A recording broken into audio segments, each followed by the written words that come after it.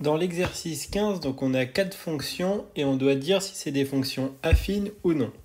Donc par définition, une fonction affine, c'est une fonction qui va être de la forme qui à tout nombre x, j'associe ax plus b. Donc c'est-à-dire que le nombre que je vais rentrer dans ma fonction, il va être multiplié par un nombre a.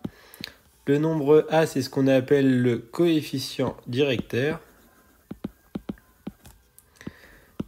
Et on n'a que le nombre b que l'on ajoute ou qu'on peut soustraire si b est négatif, ça va être le coefficient à l'origine. Dans notre première fonction, on a f de x qui est égal à 6x moins 3. Et bien ici, on va avoir que 6, il joue le rôle de a. On a que le moins 3 va jouer le rôle de b. Donc la fonction f de x égale 6x moins 3, c'est bien une fonction qui est dite affine. La fonction g de x, on a notre moins 4 qui pourrait jouer le rôle du a, sauf qu'ici on a un x carré. Or nous, dans notre définition, on veut seulement un terme en x. Donc la fonction g n'est pas une fonction affine. C'est une fonction du second degré que vous verrez l'an prochain.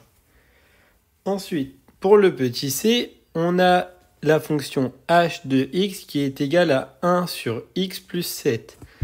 Donc ici, on a bien notre 7 qui jouerait le rôle de b, mais le 1 sur x, donc 1 fois 1 sur x, 1 jouerait le rôle de a, mais 1 sur x, eh bien on ne retombe pas sur notre nombre x de définition de notre fonction affine.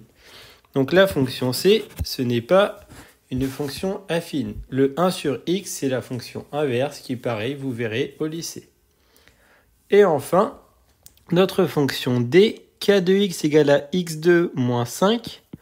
Donc on va avoir notre moins 5 qui va jouer le rôle de b. X sur 2, c'est 1 demi fois x.